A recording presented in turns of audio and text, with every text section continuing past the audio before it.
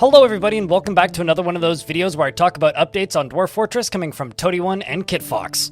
I feel a little bit embarrassed doing this intro considering the last major update to Dwarf Fortress was the release of Adventure Mode, which I completely failed to cover in this show. But that's out now, so if this is your only source of Dwarf Fortress information, I'm sorry to have completely and totally, utterly failed you there. The reason I didn't upload an episode for that was because I was kind of in the midst of moving, and between streaming, packing, and literal exhaustion, I was unwilling to do anything else.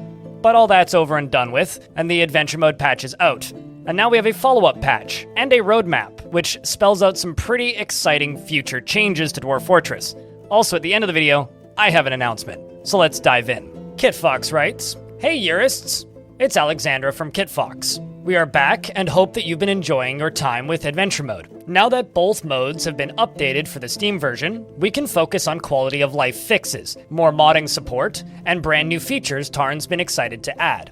We will be busy with Dwarf Fortress development for a long time. To start, as of today, we have patch 51.05, with some crash fixes and other helpful changes. We also now have art for all of the tree growths, like fruit, flowers, and leaves. For some reason, these blown up fruit sprites kind of remind me of those tiny little crappy candies that I used to buy for a quarter, specifically the bananas. That being said, they do look lovely, but let's dive into the Fortress Mode patch notes. They fixed a crash on the Justice screen and adjusted the convict's menu position. Various other crash fixes relating to empty work details. And when choosing rectangles, it now shows the dimension of the rectangle. This is not a DF hack feature anymore. It's now a vanilla feature.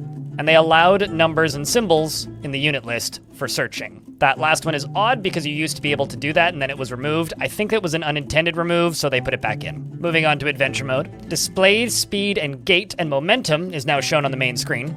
I think this is a lovely addition. This is something that I felt it was missing before, and I'm glad it's back. Summoning abilities should and now do work, meaning if you are playing as a necromancer with the ability to summon a boogeyman or a nightmare, you can now do that. I'm pretty sure this also fixed it in fort mode, so get ready for random nightmares to appear if you get attacked by a necromancer. This next one is a little interesting, which is Stop Beast Rumors. Essentially, when you get a quest, you used to be able to get a quest to kill just random beastmen that were innocent, because the game was just kind of naturally prejudiced against them. So essentially, you're no longer going to get a quest to go kill some random harmless beast person who's just minding their own business. I'm a little mixed on this one being removed, as I think it kind of told some neat stories that forced revolutions, but at the same time, yeah, it was a bug. The next one is a button that they added to go back to the beginning of character creation screen without having to exit back to the main menu in Adventure Mode. And the classic mode travel maps now show up properly instead of just being the maximum zoomed out area with no indication of where you were.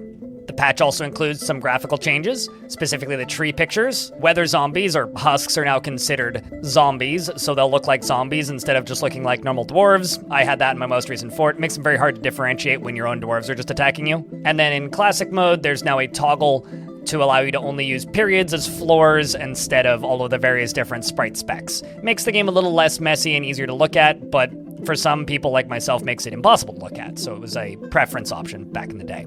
That has now returned. Version 51.05 is a nifty little patch, and a nice little quality of life update slash bug fix update, which is pretty standard for Dwarf Fortress development, at least after a major version releases. They almost always end with an 05. Version 47.05 comes to mind. But the actual meat of this update, and the news that is worth talking about here, is what's written next. We now have a roadmap, and kind of a bigger picture, longer term idea of what's coming next. This is split out into 4 parts, so I will read them as follows. The next few updates. As soon as we have Programmer Putnam's Lua update, which will allow you to create more powerful mods and lay the foundation for the future Myth and Magic updates, we just have a few more fixes to finish, and then we will be able to put it out on the experimental branch, so stay tuned. Our first Fortress Mode releases will focus on improving sieges. We want to give players the tools and abilities to be more properly prepared for an attack. The update will also add the first Fortress Mode abilities to interact with magic systems, beyond necromancers and mods. Here are some possible changes, none of which are guaranteed, but we are aiming for. Allows siegers to plan and learn, tracking where deaths occur, and using alternate routes. Properly equipped siegers should be able to build, demolish, and dig. This will be on by default, but will be able to be turned off in the difficulty settings. Kidnapped humans and dwarves should be more interesting. Warlords and demon-trained sorcerers focused on siege warfare and infiltration. temple-based defenses for any magic that proves too annoying to combat with soldiers, ranged and weapon squad fixes, changes to defensive siege weapons to make them more useful. If ranged weapon changes remove the delightful effect of fast-shooting crossbows, they plan to add a defensive bolt thrower emplacement that uses regular bolts. Changes to cage traps to make it more intensive but still possible to capture mega beasts. Make mega beast and kobold attacks more functional and interesting. Fix and improve underground civilization attacks, as far as we can, without future map changes. And anything from combat flow and combat styles that comes up, also a notion of reach. I would assume that to be talking about spears, being able to reach further. I know that Tarn and Bay 12 as a whole have spoken at length in the Future of the Fortress and in the past updates about trying to move away from the ARC's style of development. For those of you who do not know, the way the ARC's style of development worked is they would essentially develop an expansion pack and then release a large lump sum update all at once. This works well if you're developing a free-to-play game that people need to individually download on the internet so that you're not installing partially built updates. The result was Tarn would start working on something alongside of Zach and then get distracted after a bit and start working on something else. The organization never really held up with the ambition. While they were able to get out some pretty hefty updates from time to time, they weren't able to do this in the lump sum format that they always talked about and promised. So there's two things I want to say about this roadmap for sieges. The first thing is, the most important thing that we can see is updates that come out to build towards these goals in a reasonable time frame that aren't broken on release. I think that's something that Dwarf Fortress really needs to see. As much as I love just playing the game and watching it break and fall apart, the public doesn't necessarily feel that way. For those of us who've been playing the game for a long time, we expect that when an update comes out, the game's gonna be broken for 48 hours.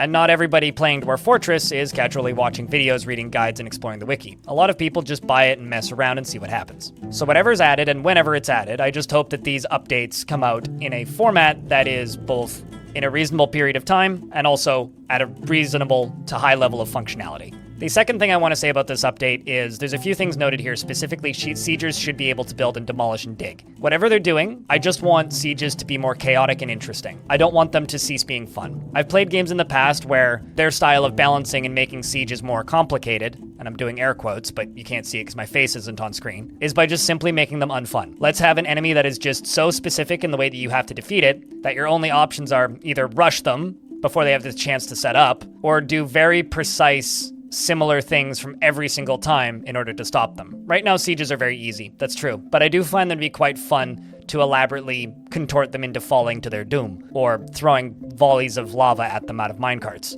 While I'm totally fine with that being removed, I don't want sieges to be something that I dread. So whatever they add, I just hope that it's thought out and interesting and adds chaos to the fun that already exists. Let's move on with the remaining portions of this roadmap. It gets more vague as we go. After the sieges, site building for adventure mode. We'd like to add the ability to make your own settlements, known as site building, as the first major adventure mode update post-launch, since it used to be in the classic game, but didn't make it in for the graphical version. This will happen after Fortress mode gets updated with the siege improvements. It does involve some new interfaces, so it will be a fair bit of effort, but we know some of you are eagerly awaiting it. After that, maps. Next, we'll focus on world map rewrites and additions to the beautifications, especially those needed to get us prepared for the more magical and procedural, dynamically reactive future. You'll see this in Fortress mode, since a lot of these changes are underground, but there will also be changes above ground. We'd also like to further differentiate the existing natural biomes, plus, of course, anything magical or strange we add. The final chunk here is a return to systems, eventually. Before the Steam version, Tarn was working on various features: villains, army warfare, civilizations, etc. After this, and after maps, is when Tarn will turn to look at those again. When will that be exactly? Well, after siege improvements and the Lua update becomes more stable, we will have a better idea of what will come first and how it will be implemented. We don't have timelines or exact promises for any of this right now, and there's a lot to do beforehand, but it's all coming. We've tried to predict how long things take before, and it's never worked out well for us. So we'll just take it one release at a time. Every step of the roadmap above will also include art additions, and even more myth and magic changes, and content that makes sense to add along the way, and keeps Tarn's morale high, as he's been looking forward to these since Tanya met him all those years ago. This has been a chunky update, but I think it really spells out some exciting things for the future. I'll be completely honest, I wasn't expecting them to go to Sieges next. I thought next was just going to be site building, and maybe the systems stuff that was mentioned at the bottom. So this was actually a bit of a surprise for me. That being said, I'm very happy to see it, and I'm very curious about how it's going to shape up and how long it's going to take to get these initial updates together. I'm curious if it's going to come out as one lump sum update, kind of like an arc, or if it's going to be in smaller pieces. If you're curious, as I am, well, then you'll be excited to know that Tarn Adams is going to be on my stream Thursday on the 20th of February, 10 a.m. Pacific or 1 p.m. Eastern. It's been a long time since he's been on the stream, so if you would like to ask him a question, keep an eye out for a community post on this channel over the weekend where you'll be able to submit questions. Start thinking of them for now, because I have my own to write down. Thank you very much for watching this video and tuning in for this episode of Dwarf Fortress News. It's been a fun one. I hope that you enjoyed it. I'm excited for the future. What do you think? What are you most interested in out of these changes? Is there anything that's terrifying to you, or is it just pleasant excitement? Or do you hate it? Do you think they're going the wrong direction? Let us know down in the comments section, or on my Twitch streams at twitch.tv/blindIRL. Thanks for watching.